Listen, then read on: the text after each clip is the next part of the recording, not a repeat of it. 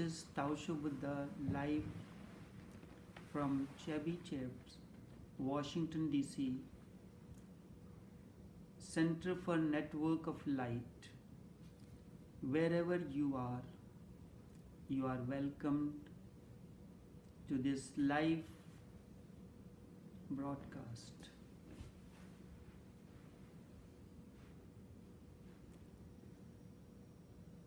Human body is and can be used as a vehicle. We have to move in life from one place to another. We need vehicles. Sometimes the vehicle is our own. Sometimes we get a ride. And until we get our own vehicle, we take a ride with someone. We may take ride in a public transport, but whatsoever be the form of the vehicle, whatsoever be the make, we need vehicle. Without that we cannot move.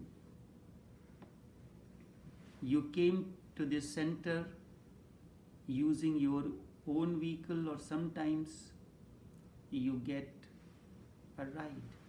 But why is this vehicle necessary? You move from one place to another. You move from your residence, place where you are, to the place where the activity is taking place, or the place where you wish to reach. You use vehicle to go to work. You can use the same vehicle for pleasure or business. You can go to a bar in the same vehicle. You can go to a restaurant. You can go to a temple, church, or to a court, wherever you wish to go. Whatever be your destination, whatever be the journey, the vehicle is the most important thing in life. How does this topic, the concept of vehicle, comes in? We talk about the outer vehicle. You live in a realm. You want to reach to the realm where you have to reach. How do you know where you want to reach? You know someone who has arrived at the destination, the awakened one. The awakening is the destination which each one of us has to reach.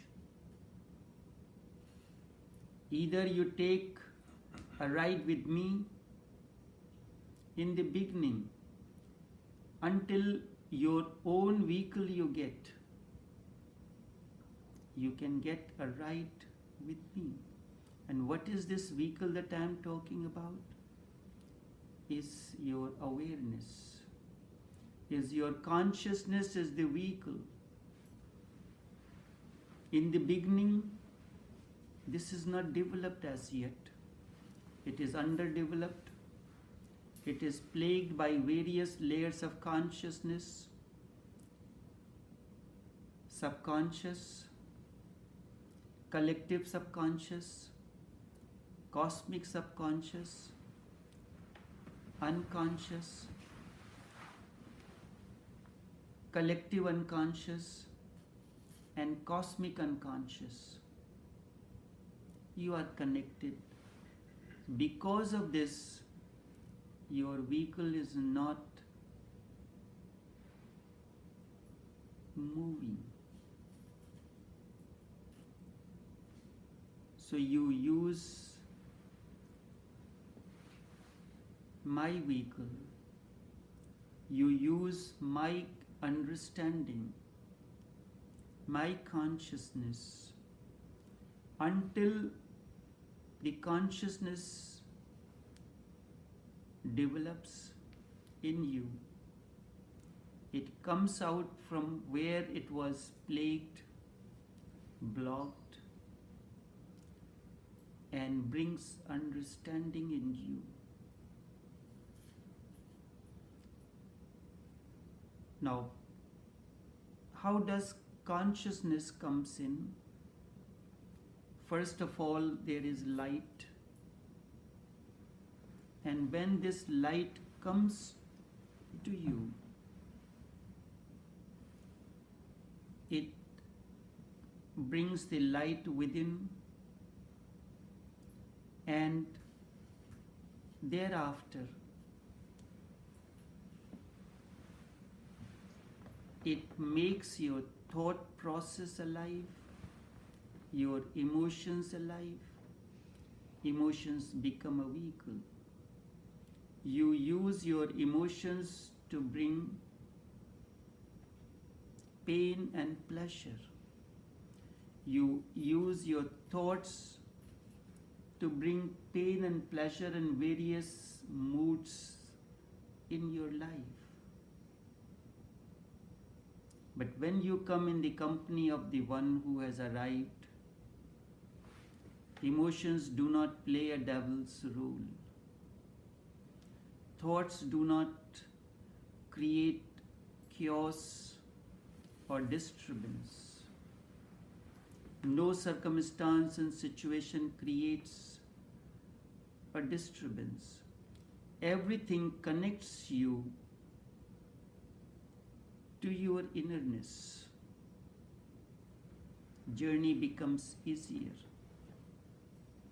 In the beginning, you have to take ride with someone else. You ride the shoulders of the one who has arrived. Riding the wave that he is, you swim through the various vicissitudes that life brings moment to moment. Then a situation comes that there every thought, every emotion brings harmony in you, brings closer to your destination. Now, I spoke about the organs of perception and organs of action. When light comes, it makes your eyes alive. It brings the power of seeing in your eyes. It knows the power of smelling. Ears, the power of hearing. But when does this come? What do you use your eyes to see? You got a vehicle. What are you going to use the vehicle for? As I said, you can use that vehicle to go to a bar,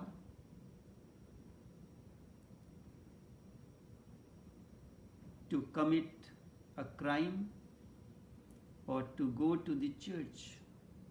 So through our eyes we need to see that which is auspicious. Through the ears we hear that is elevating and enlightening to us. Through the nostrils we smell that which is beautiful. And when all these various organs of perception bring the information, diverse information into you, this information needs to be processed. Eyes are seeing me, ears are hearing me. How do you arrive at the conclusion that the person that you are seeing and the person that you are hearing is the same? There comes the faculty of the meditation that connects the function of the various vehicles that you have been using. Then the touch, the organs of action and the organs of perception. Ears have a capacity to see what is available at the physical plane. So sometimes we hear a thought, we go into the surface meaning of that. And when your vision, you reach a little more inside, then you are connected to at a different level. I have heard a Sufi story. There was a poor woodcutter, so poor that he used to go to the forest and collect the wood, and by selling the wood, he will make his living. During the rainy season, the wood is wet. Sometimes he may not get the wood at all. Life was difficult. One day, as he was entering into the forest with an intention to cut the wood, he saw a Sufi, a mystic, sitting under the tree.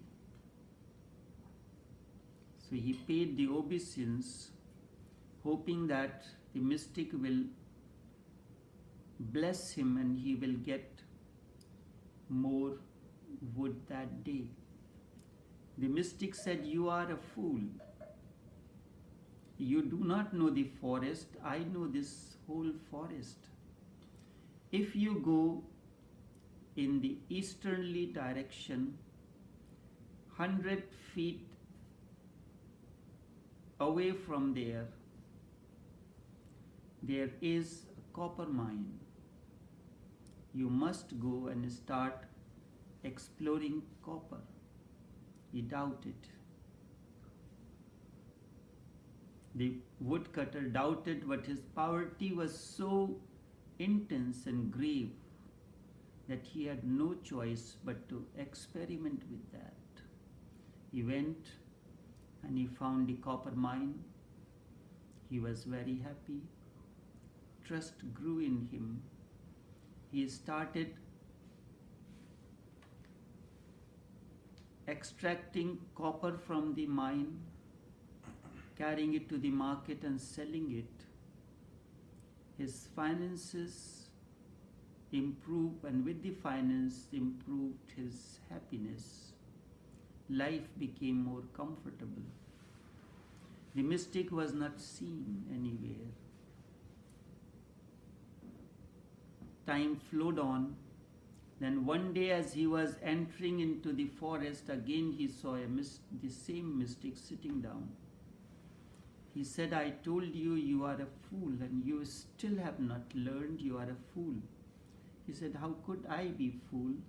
You told me to go inside the forest, and I went and I listened to you."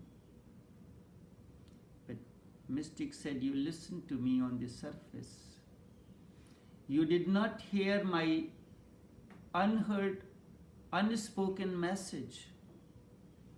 My message is not contained in the words. It is beyond the words. Words are the vehicle that I use to communicate that which has to be communicated. But that which is to be communicated cannot be communicated in the words. You breathe, you inhale oxygen into the body through the nostrils. But is the life force? No. Along with the oxygen comes the prana, the life force, the Ellen White, the orgone. That is the energy particle that air becomes the vehicle to bring that energy particle into you. And it is those energy particles that energize you.